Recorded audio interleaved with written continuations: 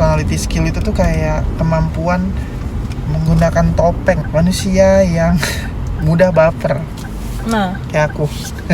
Bukan berarti aku nyuruh orang buat cleaning, bukan, aku disuruh cleaningin. Laporan seolah-olah dia ngerjain. Yang paling penting orang dalam, masuk OSIS, masuk BEM gitu ya, masuk Paskib. Itu tuh melatih mental. Kalau emang baper, lebih enak usaha. Thinking, speaking, feeling, acting, flip of the truth.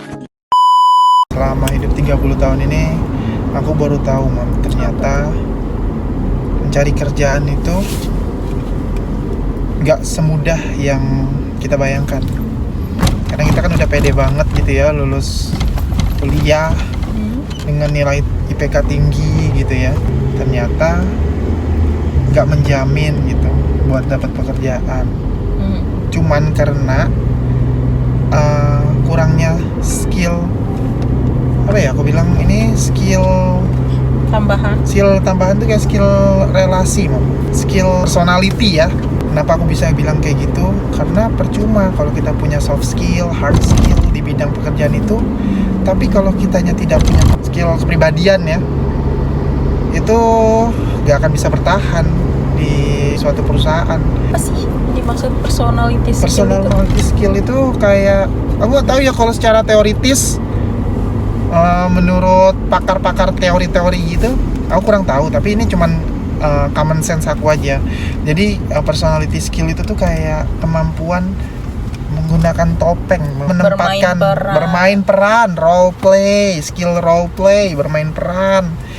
Jadi skill ini sangat penting banget supaya kita bisa diterima di lingkungan kerja dan bertahan kayaknya deh, Pak. Lebih bertahan ya. Bukan diterima ya. Kalau diterima mungkin ada orang yang benar-benar punya soft skill, hard skill yang dibutuhkan dalam perusahaan, ya dia pasti akan selalu dipakai gitu. Ini lebih ke pribadinya sendiri ya.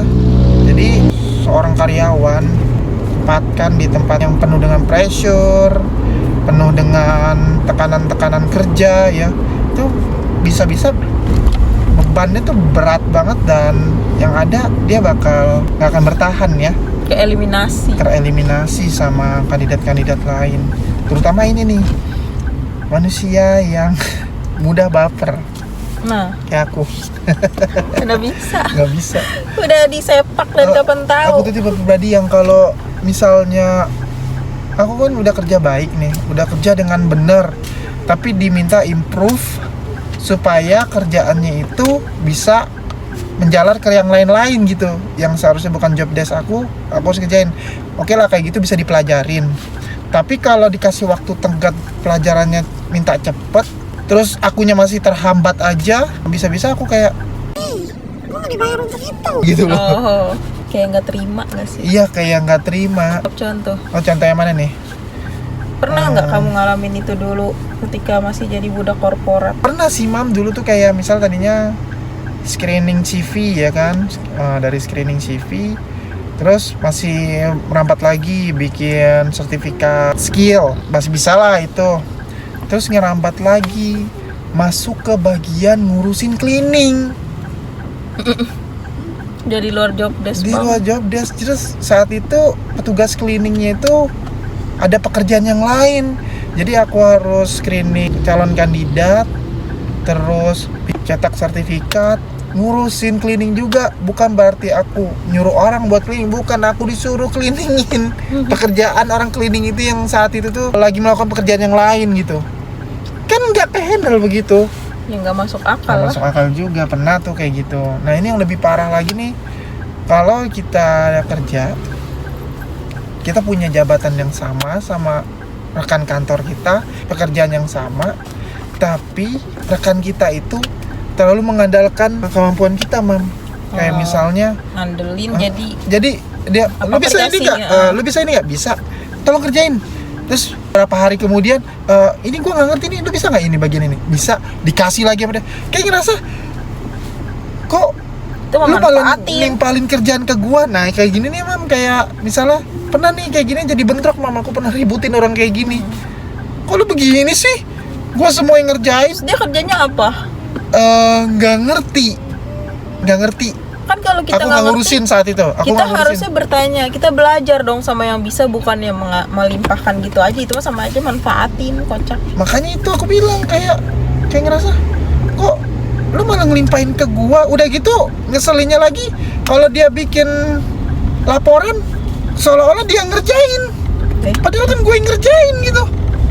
Ya, Nah gini bentrok nih. namanya Nah aku tuh paling gak suka penjilat. orang-orang kayak begini nih, bermain perannya tuh parah banget kalau udah kayak gini nih. Pernah dibentrokin juga tuh perkara begitu.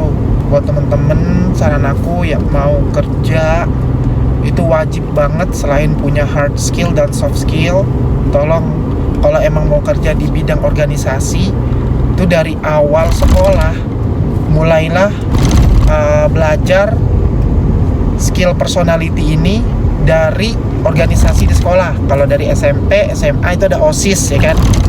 Ngaruh banget ya itu. Ngaruh banget tuh. Ada Paskib juga, silakan ikutin aja itu. Buat menggali skill organisasi itu Tapi penting. mohon maaf, aku dulu OSIS dengan hal-hal kayak gitu tetap gak suka gitu. Ini buat Malah ketika aku udah selesai aku jadi berontak gitu, kayak apa banget sih gitu. Kayak bukan gua banget gitu Iya. ya.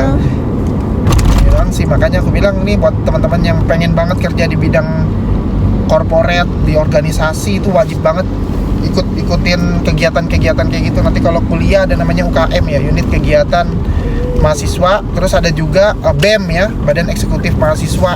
Itu tuh penting banget tuh, biar nanti nggak kagok pas masuk dunia pekerjaan gitu ya, dunia corporate gitu. Dan satu hal lagi yang paling penting, perbanyak temen, karena hari gini itu susah banget kalau emang kerja ngandelin cara personal doang, kemampuan sendiri. Kita ya, tapi tetap harus orang dalam. Yang paling penting orang dalam. Minimal punya kenalan di perusahaan itu. Minimal banget teman kita punya kenalan di perusahaan yang lain yang mau kita masukin biar nanti bisa direkomendasiin. Tuh yang paling penting banget tuh. Makanya aku sempat berpikir kayak waktu awal-awal lulus kuliah, ngelamar di sono sini gitu. Dipanggil, ikut tes, wawancara, Nggak ada yang diterima. tapi nggak ada yang diterima. Sampai aku berpikir evaluasi gitu ya, evaluasi diri sendiri gitu, ngaca apa yang kurang ya. Kalau dibilang hasil tes gue kurang, ya kita lulusan psikologi, kita tahu kan celah-celah posisi yang mau kita masukin itu ranahnya apa aja, tes-tesnya gitu. Sampai aku mikir kayak gitu. Terus apa ya, jangan-jangan nih aku tuh kan dari SMP, SMA, kuliah nggak pernah yang namanya organisasi, ngumpul bareng temen, itu yang benar-benar kupu-kupu, kuliah pulang.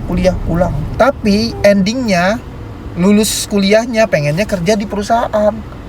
Nah sedangkan pribadi aku tuh nggak bisa yang namanya kalau diomelin itu mendem, gitu. kalau diomelin depan umum itu diem aja, denger aja gitu. Enggak, kalau aku tuh orang yang ngelawan.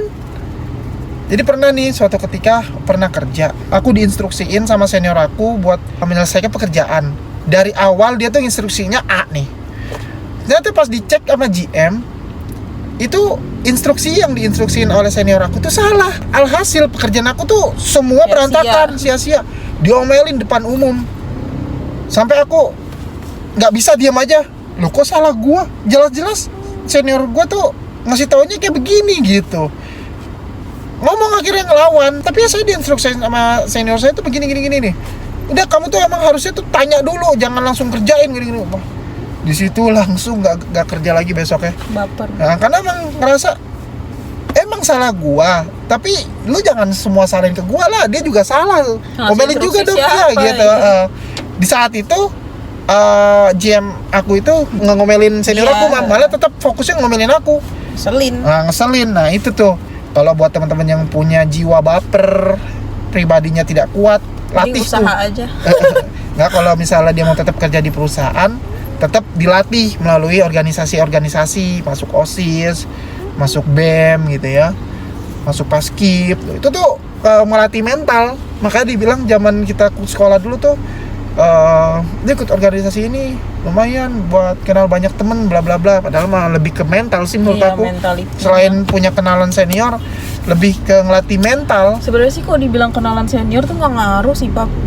Maksudnya gini, emang jabatan dia di kantor itu apa, bisa ngelulusin kita gitu kan itu juga belum tentu juga gitu kalau cuma sekedar senior, Tetap harus dites, kecuali orang tua lu gitu atau om, saudara ya, gitu yang bener-bener berjabat di sini, pejabat orang di sini. dalam gitu bisa dibelain. Tapi kalau cuma sekedar senior menurut aku sih nggak terlalu kurang kuat ya. penting, Cuman direkomendasin dong nih, temen gue nih mau ngelamar Ya. di tempat lu, coba lu tes gitu ya. Paling gitu doang ya. doang gitu. Cuma dia rekomendasi pasti doang. lebih ngutamain temen dia daripada junior dia pastinya gitu.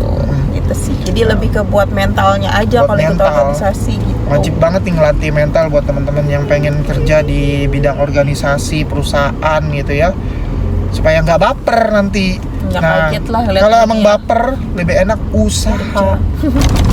Enak banget Udah usaha, Mau jam ciptakan berapa lapangan aja. pekerjaan. Iya. Heeh. Mau ngapain aja bebas. Sama satu hal lagi, ilustrator. Menurut aku kalau pekerjaan ilustrator juga sama, itu nggak perlu skill-skill kayak gitu. Orang kita yang dibutuh, Suka kita. suka-suka kita ya kan kalau kayak gitu ya. Amam, ada yang mau ditambahin Amam? Pengalaman Amam gitu? Pengalaman aku nggak pernah kerja. Aku selalu berusaha. Teruslah berusaha. Terus selalu berusaha sampai kita bisa nyiptain lapangan pekerjaan sendiri. Iya. Dah, itu aja. Thank you.